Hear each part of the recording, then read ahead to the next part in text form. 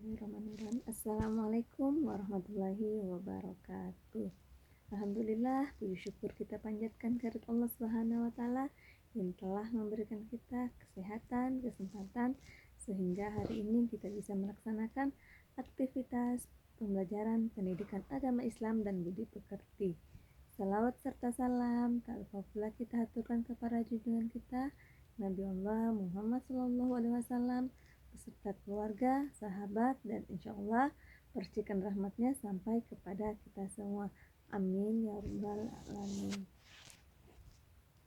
Adik-adikku, bagaimana kabarnya hari ini? Semoga semua dalam keadaan sehat walafiat. Amin. Hari ini kita belajar tentang bab 3, yaitu meyakini Allah Maha Esa dan Maha Pemberi, sebagaimana dijelaskan dalam Quran surah Al-Ikhlas. A'udzubillahi minasyaitonirrajim. Bismillahirrahmanirrahim. Qul huwallahu ahad, Allahus somad, lam yalid walam yulad walam yakul lahu kufuwan ahad. Yang artinya, dengan nama Allah yang Maha Pengasih, Maha Penyayang. Katakanlah Muhammad, dialah Allah yang Maha Esa, Allah tempat meminta segala sesuatu. Allah tidak beranak dan tidak pula diperanakan, dan tidak ada sesuatu yang setara dengan Dia. Dengan surah Al-Ikhlas, di atas dijelaskan bahwa Allah Maha Esa, artinya Allah hanya ada satu. Tidak ada satupun yang setara dengan Allah Subhanahu wa taala. Allah merupakan penguasa tunggal alam semesta. Allah Subhanahu wa taala artinya Allah hanya ada satu tunggal, yaitu Allah tidak berayah, tidak beribu, tidak beranak, dan tidak juga diperanakan. Tetapi Allah adalah Maha Pencipta segala sesuatu. Sekarang coba buka halaman 32. Meyakini Allah Maha Esa Pencipta alam semesta. Sebagaimana dijelaskan dalam Quran surah Al-Hajj ayat 24. Bismillahirrahmanirrahim. Huwallahul khaliqul bari'ul musawwiru lahul asma'ul husna. Yang artinya, dialah Allah yang menciptakan, yang mengadakan, yang membentuk rupa. Dia memiliki nama-nama yang indah. Artinya, Allah lah yang menciptakan segala isi alam semesta. Allah yang menciptakan manusia, hewan, bumi, laut. Jadi semua yang ada di muka bumi yang menciptakan adalah Allah Subhanahu wa ta'ala. Agar kamu lebih meyakini Allah Maha Pencipta, cobalah lakukan beberapa pengamatan berikut. Yang pertama yaitu mengamati diri sendiri. Allah Subhanahu wa ta'ala menciptakan manusia dengan sebaik-baik bentuk.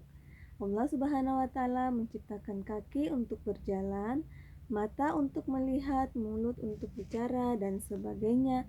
Masih banyak lagi ciptaan Allah pada dirimu yang sangat bermanfaat.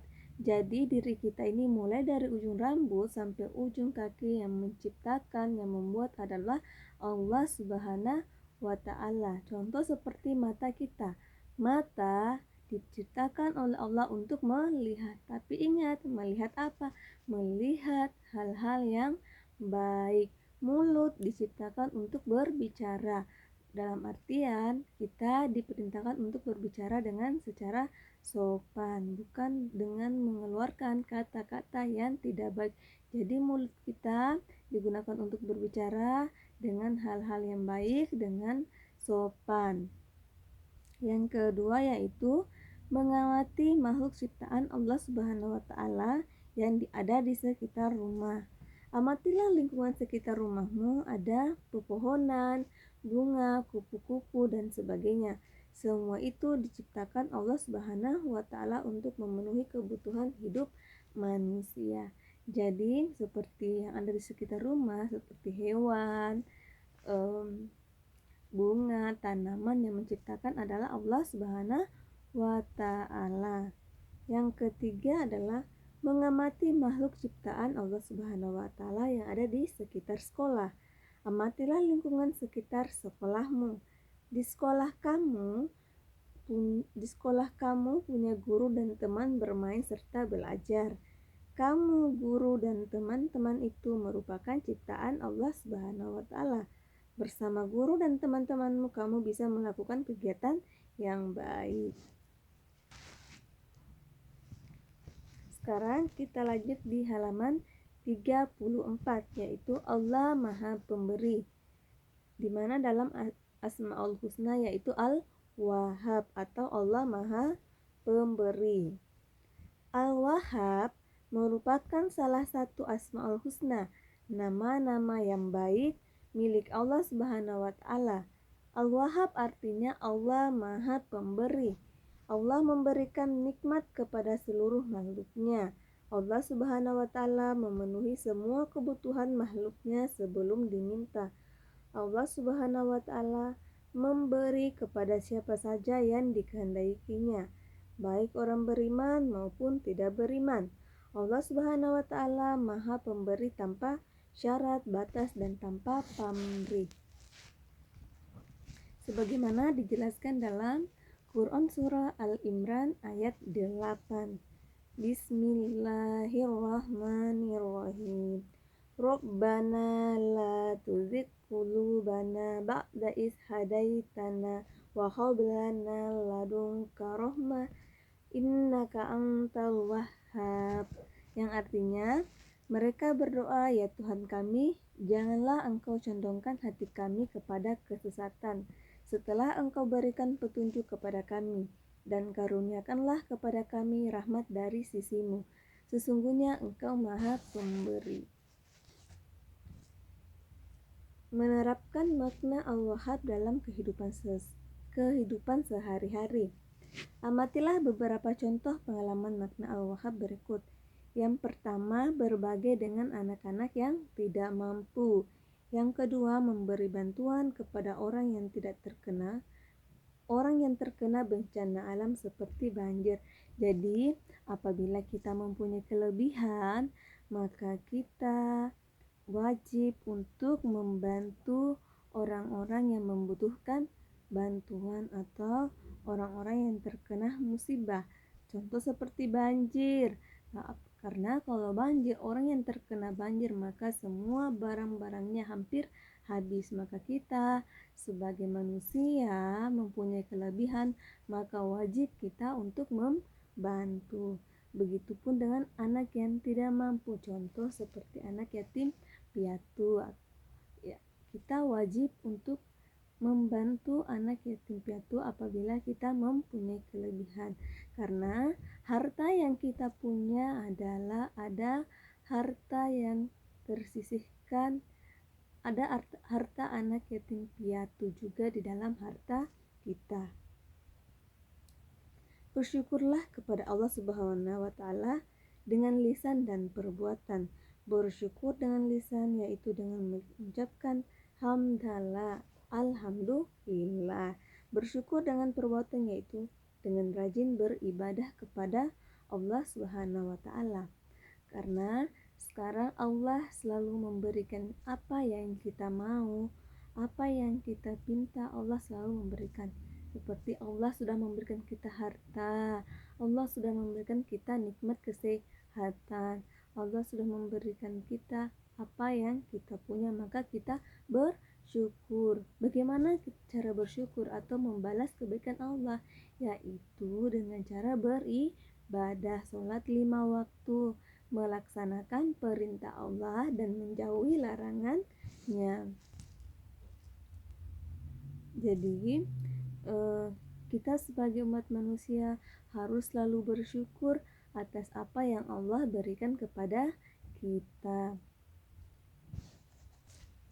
Jadi adik-adikku, Hanya itu yang Ibu sampaikan, materi tentang Allah Maha meyakini Allah Maha Esa dan Maha Pemberi. Semoga apa yang Ibu bisa sampaikan bisa bermanfaat buat adik-adik dan bisa diterapkan dalam kehidupan sehari-hari. Ya, untuk adik-adikku tugasnya yaitu halaman 38 sampai halaman 40. Jadi tugasnya itu mengerjakan soal-soal latihan, yaitu halaman 38 sampai halaman 40. Jika sudah selesai dikerjakan, silahkan difoto, kemudian dikirim ke Ibu secara pribadi. Jangan dikirim di grup ya, supaya Ibu lebih mudah memeriksa tugas dari adik-adik. Jadi kirim melalui WA pribadi. Ya, insya Allah minggu depan kita akan melaksanakan MIT ujian semester. Untuk pelajaran PAI atau Pendidikan Agama Islam, kita ujian yang dipelajari adalah mulai dari bab 1 sampai bab 3, yaitu bab 1 belajar surah An-Nasr sampai bab 3 meyakini Allah Maha Esa dan Maha Pemberi yang baru saja Ibu jelaskan. Nanti ujian mid semesternya Ibu membuat soal sekitaran dari bab 1 sampai bab 3. Untuk pelajaran PAI mid semester, kita akan menggunakan Google Form, yaitu soalnya semua dalam bentuk pilihan ganda. Ibu menggunakan Google Form seperti waktu kelas 2 kemarin, ujian peningkatan kelas, Ibu menggunakan Google Form. Jadi ujiannya seperti itu. Untuk materi pendidikan agama Islam, nanti Ibu akan ketik di grup kisi-kisi pembelajaran pendidikan agama Islam atau yang akan dipelajari, sekitaran yang akan dipelajari untuk ujian mid semester, agar adik-adik lebih mudah menjawab soal-soal dari Ibu nantinya. Pada saat ujian nanti, karena Ibu sudah memberikan kisi-kisi, maka adik-adik belajar yang baik dan pada saat ujian harus berperilaku jujur, mengerjakan soal sendiri tanpa melihat buku. Karena kejujuran adik-adik adalah sesuatu yang sangat disayangi oleh Allah Subhanahu wa Ta'ala. Oke, hanya itu yang Ibu bisa sampaikan. Ibu mohon maaf apabila ada kekurangan. Wabillahi taufiq wal hidayah. Wassalamualaikum warahmatullahi wabarakatuh.